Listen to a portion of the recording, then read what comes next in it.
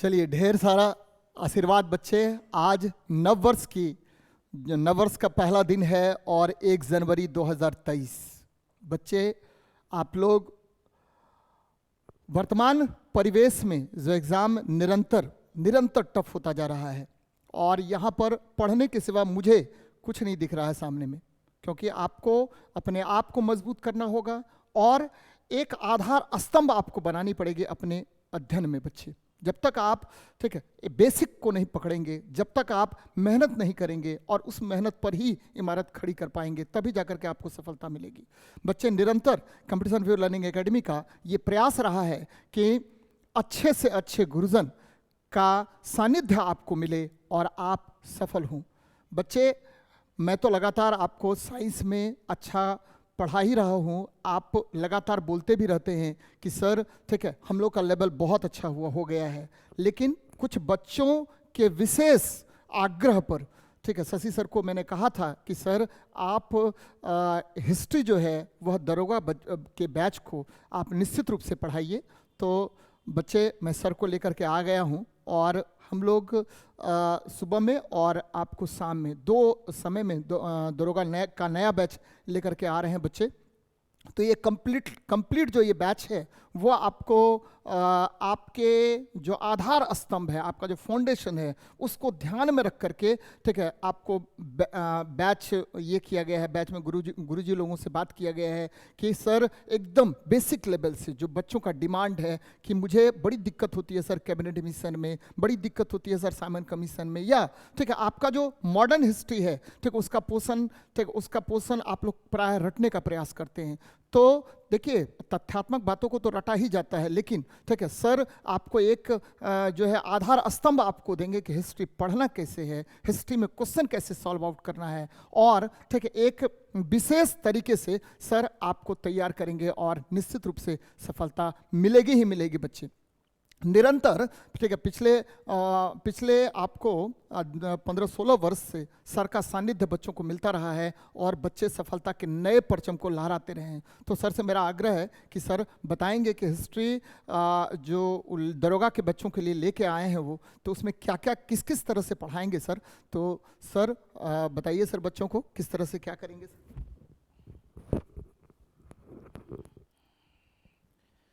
चलिए, धन्यवाद सर। और आप सभी बच्चों को नए साल की ढेर सारी शुभकामनाएं। और जैसा कि सर ने बताया कि मुझे विशेष रूप से इतिहास पर फोकस करनी है। तो बच्चों, आप सभी लोगों को मालूम है कि इतिहास मुख्य रूप से 3 हिस्सों में है, प्राचीन का, मध्यकालीन और आधुनिक।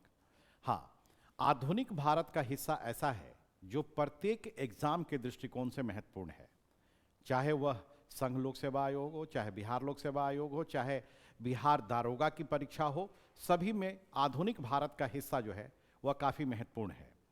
तो यहाँ पर आपको यह समझ लेना है कि इतिहास के पढ़ने के भी एक तौर तरीके हैं। हालांकि विद्यार्थियों का यह आरोप हमेशा ही इतिहास पे रहा है कि सर समझ में नहीं आता है, बातें याद नहीं होती हैं। ये बात सही है कि इतिहास थोड़ा लंबा चौड़ा है, बच्चे को याद नहीं आती है, लेकिन एक बोझ के रूप में अगर आप उसे पढ़ाई करने का प्रयास करेंगे तो निश्चित तौर पे आपके सामने कठिनाइयां आएंगी। तो उस तरह से नहीं पढ़ना है, बल्कि उसको दिल और दिमाग दोनों ही चीज़ों को लगा करके पढ़ना है। तो सबसे पहले तो आप ये समझ लें कि जैसे अगर आप बिहार दारोगा की परीक्षा दे रहे हैं तो आधुनिक भारत के बाद जो सबसे ज़्यादा महत्वपूर्ण पोर्शन होगा वह होगा आपका मध्यकालीन भारत का और प्राचीन भारत का।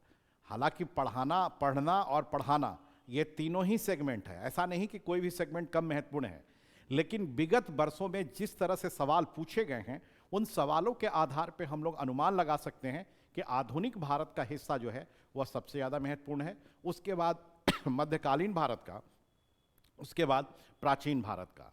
तो जैसे अगर आप आधुनिक भारत का परीक्षा, अगर आप आधुनिक भारत की पूरी पाठ्यक्रम को अगर आप तैयार करते हैं तो मुख्य रूप से इसे पढ़ाने में हम लोग कई तरह की किताबों का इस्तेमाल करते हैं। पुरानी वाली एनसीईआरटी, नई वाली एनसीईआरटी, बीएल ग्रोवर अस्पाल हो गए, फिर आपके आरएल शुक्ला की किताब है, विपिन चंद्रा की किताब है, सुमित सरकार की किताब है, फिर आशीष माथुर की किताब है। तो कई तरह की किताबें हैं इसमें। तो चूंकि बच्चों के लिए यह संभव नहीं है कि वह इतनी सारी किताबों को पढ़ सके, क्योंकि इन सारी किताबों को पढ़ने में आपका समय भी चला जाएगा और शायद आप उसे अच्छे तरीके से मकअप भी नहीं कर पाएंगे, उसे कवर भी नहीं कर पाएंगे। तो ये हमारी रिस्पॉन्सिबिलिटी बनती है, मेरा उत्तरदायित्व बनता है कि आपको किस तरह से मैं बताऊं कि इन तमाम किताबों को मैं कवर कर सकूं और आपके सामने उन सब का एक संश्लेषण आपके सामने रख सकूं, ताकि आपको तैयारी करने में किसी भी प्रकार की कठिनाइयों का सामना न करना पड़े। और हमारा जो आधुनिक भारत के पढ़ाने का जो तौर तरीका है वह सीधे हम लोग उस हिसाब से बांटते हैं ताकि बच्चों के दिमाग पर जोर न पड़े। अगर आप आधुनिक भारत आप पढ़ेंगे तो सीधे उठाया जाता है कि पलासी से उठना है और 1947 तक आ जाना है। तो इन पूरे लगभग 200 वर्षों के इतिहास को हम लोग 5 सेगमेंट में बांट लेते हैं। एक कहते हैं राजनीतिक इतिहास, दूसरा है आर्थिक इतिहास, तीसरा है सांस्कृतिक इतिहास, चौथा है विद्रोह का इतिहास और 5वें सेगमेंट में हम लोग आ जाते हैं फ्रीडम स्ट्रगल, स्वतंत्रता आंदोलन। और इस 5 सेगमेंट में बांट करके ही हम लोग पूरे के पूरे मॉडर्न इंडिया को समाप्त करते हैं। जैसे राजनीतिक इतिहास की बात करेंगे तो अंग्रेजों ने बंगाल पर, मैसूर पर, पंजाब पर किस तरह से विजय प्राप्त की, तो उसकी महत्वपूर्ण लड़ाइयाँ, उसके महत्वपूर्ण सेनापति, कब हुई कोई संधि, उसमें हम लोग वो चीज़ रखते हैं। इसके अलावा जब हम आर्थिक इतिहास पे आते हैं तो अंग्रेजों की जो आर्थिक नीतियाँ थीं, जिनको औपनिवेशिक अर्थनीति के नाम से हम लोग जानते हैं, वह सब एक दूसरे के साथ कोरिलेटेड है। यानी एक तार को खींचेंगे तो सारा महल जो है भड़बड़ा के आपके सामने गिरेगा और सारी चीज़ें वस्तु स्थिति स्पष्ट हो जाएगी। तो हम लोगों को करना है ऐसा कि वह मूल पॉइंट को पढ़ना है, उस मूल पॉइंट को पकड़ना है जिसके आधार पे आप पूरे आधुनिक भारत की आर्थिक नीतियों को आसानी से समझ लें और आपके दिमाग में बैठ जाए। इतिहास के साथ जो सबसे बड़ी जो समस्या है वह यही है कि लोग समझते हैं कि इतिहास जो है महज फैक्ट का नाम है, लड़ाइयों का नाम है, संधियों का नाम है, अब बस उसी पर इतिहास पढ़ लें। नहीं, इतिहास को भी अगर आप विज्ञान के अंदाज में पढ़ेंगे तो आप पर भार भी कम होगा और आप इसे आसानी से पढ़ भी पाएंगे और आसानी से बातों को दिमाग में भी जो है रख पाएंगे। मतलब जिस तरह से विज्ञान में कार्य कारण संबंधों के आधार पे विषयों की व्याख्या करते हैं, ठीक उसी तरह से आप यहाँ पर भी इतिहास में भी कार्य कारण संबंधों के आधार पे अगर किसी भी विषय का विश्लेषण करेंगे तो आप उन तथ्यों को आसानी से मगअप कर पाएंगे, आपके दिमाग में वो तमाम बातें जो है वह चली आएंगी। तो इसी तरह से आगे बढ़ना है। उसी तरह से सामाजिक सांस्कृतिक इतिहास की बात करेंगे तो इसमें जितने भी रिलीजियस मूवमेंट्स हुए, social religious movements plus lower caste movement वहाँ पे आ जाएगा।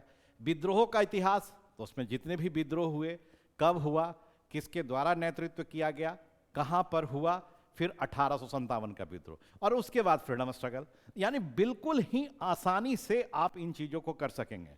उसी तरह से अगर मध्यकालीन भारत आते हैं तो सीधे पहला जो है पूर्व मध्यकालीन भारत, दिल्ली सल्तनत, मुगल, 3 हिस्सों में बांटिए। और पूर्व मध्यकालीन भारत में आप 800 से 1200 उसको 2 हिस्सों में बांटिए, एक उत्तर भारत, दक्षिण भारत। उत्तर भारत में राजपूत राजवंश, दक्षिण भारत में चोल राजवंश। उसके बाद गुलाम राजवंश आ जाइए, 5 राजवंश हैं आपके। और उसके बाद प्रशासनिक व्यवस्था, स्थापत्य कला, भक्ति सूफी इसके साथ जुड़ा रहेगा। मुगल में चले जाइए तो पूरे मुगलों की नीतियाँ, मुगलों के स्थापत्य कला, साहित्य कला, सारी चीज़ें आ जाएंगी। और उसके बाद शिवाजी, पेशवा और उसके बाद सीधे जो है मॉडर्न इंडिया। उसी तरह से अगर प्राचीन भारत जाते हैं तो प्राचीन भारत में हाँ मानते हैं कि यहाँ अपेक्षाकृत थोड़ी सी चुनौतियाँ ज़्यादा हैं, क्योंकि यहाँ पर फैक्ट्स जो है अपेक्षाकृत ज़्यादा हैं मॉडर्न इंडिया की तुलना में और फिर मेडिएवल इंडिया की तुलना में। लेकिन इसके बावजूद आपको करना है, उसको इस तरह से बताया जाएगा कि वह आपके दिमाग पर बोझ को क्रिएट ना कर सके। और चूंकि पिछले 20-25 सालों में जो मैंने पढ़ाया है और बच्चे को जिस तरह से मैंने आगे बढ़ाया है, मैं उम्मीद करता हूँ कि आपको जब मेरे साथ आपका जुड़ाव होगा तो निश्चित तौर पे आपको फ़ायदा भी होगा। और शायद जैसे जो कहा जाता है कि इतिहास एक बोझ के समान है, मैं उस बोझ को दूर करने में शायद सफल भी हो जाऊंगा। जब चलिए आप सभी लोगों को विशेष आशीष, क्लासरूम में फिर विशेष तौर पे बातें होंगी। धन्यवाद। जय हिंद, जय भारत।